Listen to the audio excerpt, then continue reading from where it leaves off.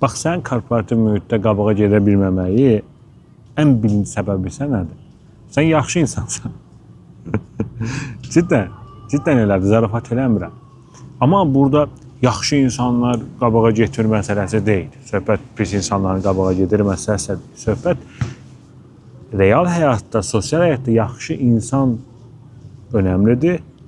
Amma bu şirkət qapısından içəri girdiyin anda, korporativ mühitə girdiyin anda bu peşəkar insana, peşəkar şəxsə çevrilmirsə ən böyük problemi yaşayır. Və peşəkar mühitdə həmin şəxsin özünü reklam eləməsi, psixi reklam eləməsi, marketinqini eləməsi, satışını eləməsi. Necə bir məhsulun var, faydalı məhsuldur, onu hamıya tanıdırsan ki, bu çox faydalı.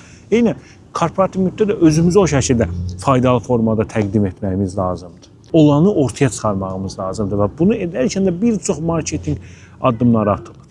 Bir çox texnikalar, metodlar işlənir, amma ən önəmli, çox vacib bir metod, texnika gözdən qaçır çox vaxt.